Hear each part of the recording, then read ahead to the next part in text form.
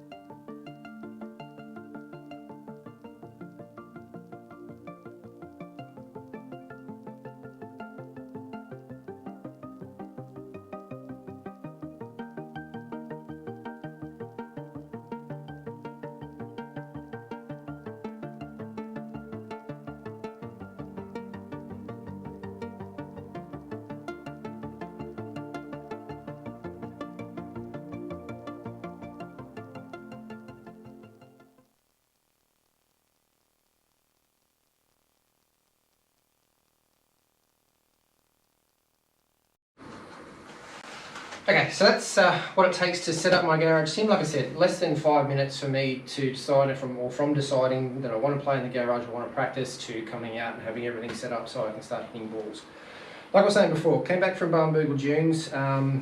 As you'll see on the video, I was pretty happy with my fairways in reg, greens in reg. Bunboogle Dunes and the green setup, a lot of different tiers, a lot of importance is put on being on the right tiers of greens, and also giving yourself that opportunity of birdie, which, as you'll see from the footage, I didn't necessarily do that well. I left myself a lot of lag putts, so I wanted to get back into the garage and start practicing those approach distances, dialing in that wedge matrix, getting myself really consistent, or trying to be as consistent as I possibly can with not only just hitting a green in regulation, but being long enough to give myself those, or short enough depending on pin position, to allow myself to try and get those birdie putts, or be a chance to get those birdie putts. So what I've got here, and I'll stick up the screen in a minute, is Awesome Golf.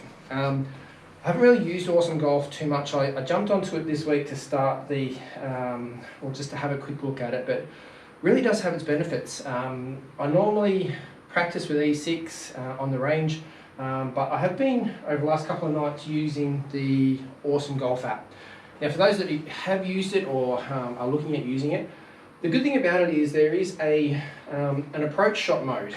So it gives you around about 10, 12 different greens, different lengths, all preset. You can swap between meters and yards, whatever your preference is.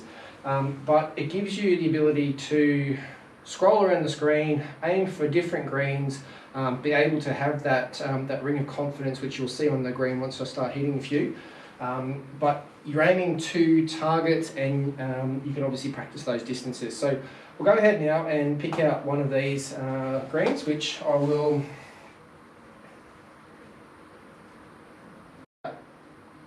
110 meters, which got the right club. 50-degree wedge is pretty much a full 50-degree wedge for me, is at 110 meters. It's about 113 carry normally. I have got tour speed Titleist ball tonight. Got loaned that by a mate, Luke, so I'll give that a go and see what the spin numbers are like, what my distances are like, what my consistency is like. So I'll go ahead and hit a few balls, and you can have a look at the screen and see what Awesome Golf will show you.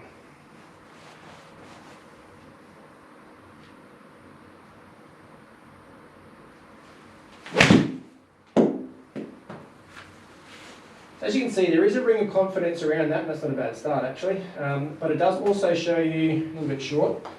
So that carried 101 metres. So like I was saying before, with Barnbougle Dunes, with golf courses, my local golf course, not so much an importance of being on the right tier because they are a pretty flat country style green, but that I carried 103 metres, spun back to 101. Now, I'm aiming at 110 metre flag, so the importance for me to get it to that 110 or pin high, so I can allow myself to get closer to pins and allow myself those birdie opportunities. So we'll try and put this one a little bit further back towards that pin. Like I said, 50-degree wedge for me, it is a pretty full wedge.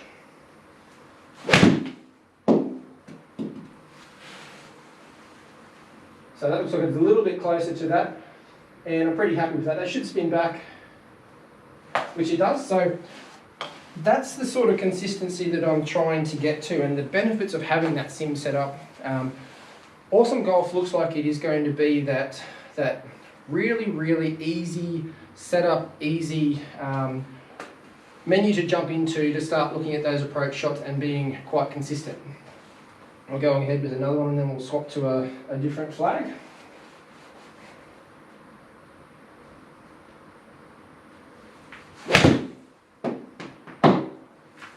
All right, that one. What's the distance like? So 109 metre carry, so I'm pretty happy with that carry distance. Obviously push that well and truly out there. That was well off the mark. So I don't think I'm happy with that one, so we'll go back in again. I don't want to finish on a negative. Always want to finish on a positive.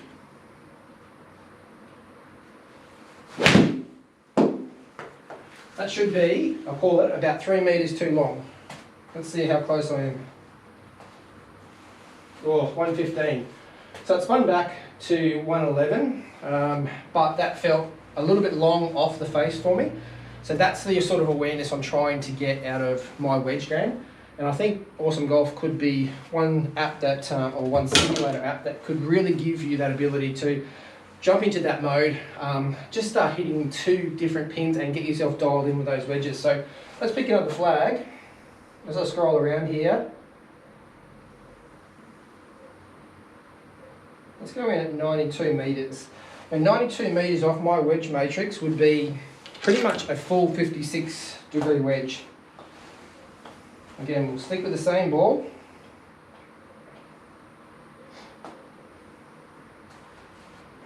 Once you scroll around, you'll see that is that marker which you can align to that flag, which then centres you to the sim. So you're not having to pick out different flags, hit to different, the right or left side of the screen. Just centre it off that, and then that becomes your central point of aim.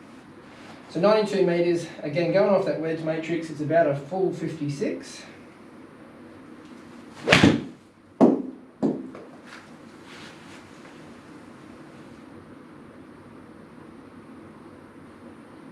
So flew that 98 metres. So again, that awareness and that control over your irons and your wedges to allow you to, when it comes to competition, be able to pull that number, hit consistently, and be able to, in a sim scenario, be able to pull the ball that you actually normally use in a round and be able to hit that to your numbers. So you can see, pulled that well and truly. Let's go in with one on the flag here.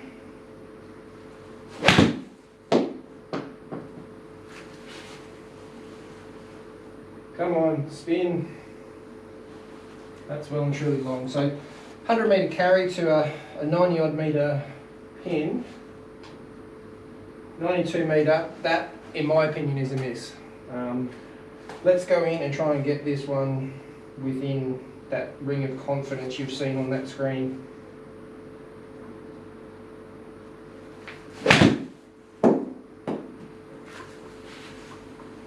Where's the number? Come on. Spin back.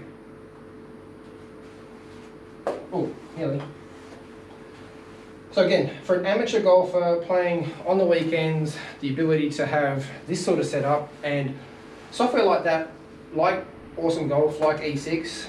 Awesome Golf, I probably prefer this mode over anything else, plus the analytics that it does give you. I'll just quickly jump out of this screen and show you one other section which really impressed me. So we'll just go on the door icon here, into range, into coaching. Coaching is, I had a quick look at it last night and I was playing around with it. So let's go ahead and pick, what do we got? 56 degree wedge. So let's go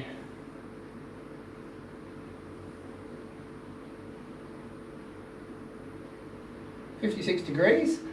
And one interesting you'll see on this one is we do have our face to path data. So particularly in my game, let's focus on my game and not necessarily everybody else's. I do have I have a lot of problems, and I've had problems over the years trying to square up that club face for as long as I possibly can, and increasing the amount of time that club face is getting square to that path. I do have a tendency to miss left, so I do come from outside in, which leaves me that left path. So a lot of focus on my takeaway. I've been working on trying to get that consistency and that timing between club position and my central chest position, and trying to flatten that out at the top. If I get too steep, then I do start to miss that central line, those greens, those fairways. So let's see what my club path is like tonight. So again, 56 degree. I'll just show you what the graphics do show. So a little bit inside on that swing. And on the right hand side it gives us our carry distance, total, rollout, club speeds, ball speeds, smash factor. Next screen we've got degrees of launch, height, descent angles.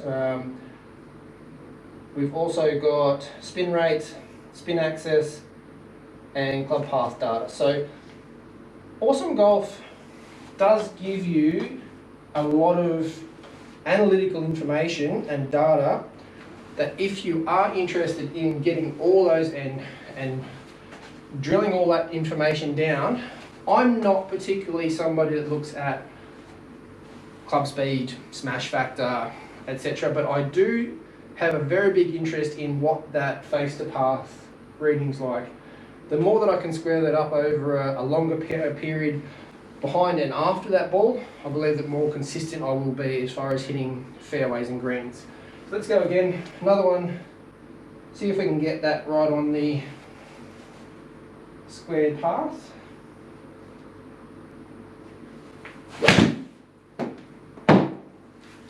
Pretty close. Let's see what that dispersion's like. It's looking pretty good. Can't be unhappy with that.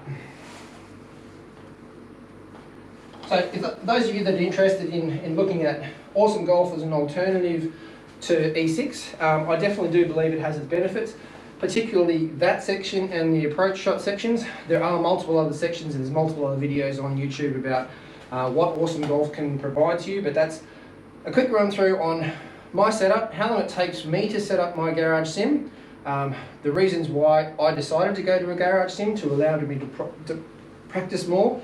The more I hit golf balls, the better I am. And of late, and being on holidays, and particularly Barnbougle Dunes, the amount of golf I've been playing is a lot more than usual, and I'm seeing that in my overall round scores. But getting into a setup like this, which is relatively inexpensive to what it used to be, particularly now that the Garmin R10 is on the market, and having software like Awesome Golf, I think it's very, very achievable to have that in your garage setup. Overall, I think this is going to improve my game, and Awesome Golf is something that's well worth having on the iPad and on the big screen to be able to come out and hit 100 balls and see what your path is like, or what your carry distance is like, or work on that wedge matrix so you know exactly what you are hitting and what you can pull on the weekend to give you that consistency of hitting those greens, but also being able to hit the back flags, front flags, etc. Again, that's my setup. Thanks very much for watching. Those of you that would like to, please like, subscribe, comment, more than happy to answer any questions about my garage setup, and hopefully I can get back to you as quick as I possibly can. Thank you very much for the support. Have a good night.